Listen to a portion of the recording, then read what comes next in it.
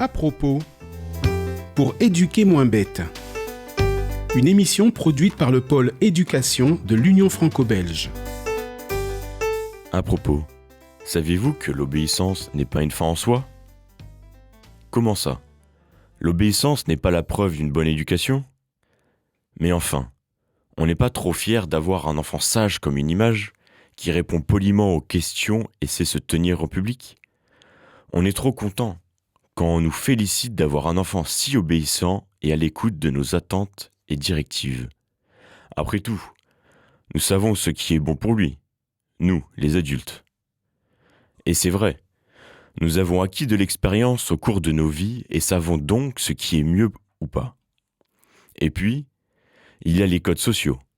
Il s'agit de les intégrer et de savoir comment se comporter dans certaines situations. Tout cela est important et essentiel pour le vivre ensemble. L'enfant doit le savoir et les intégrer. Parfois, le glissement se fait tout doucement vers une obéissance au doigt et à l'œil, selon l'adage. Alors qu'en penser ?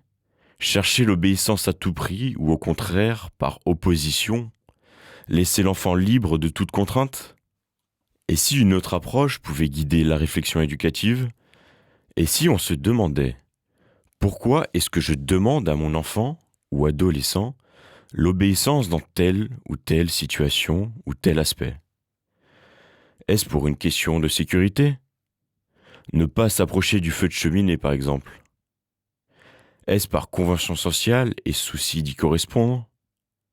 Dire bonjour, par exemple.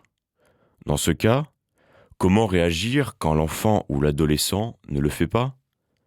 Lui expliquer la convention sociale. Comprendre ses réticences.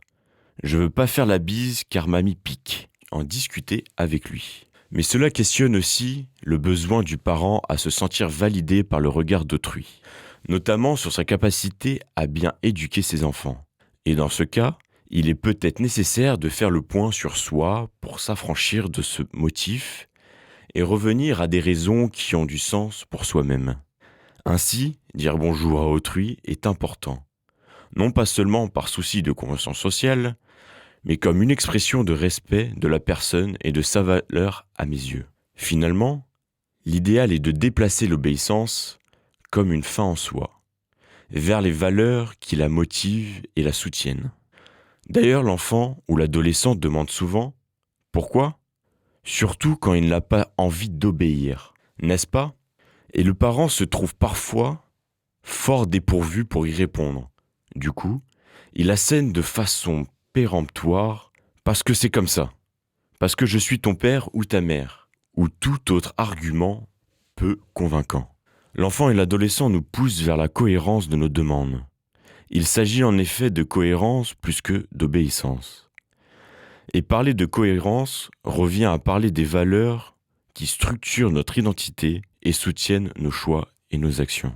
L'obéissance n'est ainsi plus une fin en soi, mais l'expression de ces valeurs et leur validation par nos actes et choix de vie. Et la solliciter auprès de l'enfant et l'adolescent reste cohérent pour le parent, l'éducateur. Mais au-delà de donner du sens à nos engagements, la demande d'obéissance ouvre également le dialogue avec l'enfant ou l'adolescent. En effet, ces situations d'obéissance sont autant de façons de se positionner dans les moindres situations de nos vies. Et ce faisant, l'obéissance vient questionner, interroger la motivation qui pousse à agir ainsi ou pas. C'est donc une ouverture au dialogue sur ses motivations, ses cohérences, ses choix. Ce dialogue va aider l'enfant et le jeune à construire petit à petit sa propre identité et à choisir les valeurs qui viendront le soutenir et la structurer. N'est-ce pas là une merveilleuse façon de vivre l'invitation à l'obéissance pour soi-même comme pour les plus jeunes ? C'était À propos, présenté par Raphaël. Une chronique produite par le pôle éducation de l'Union franco-belge.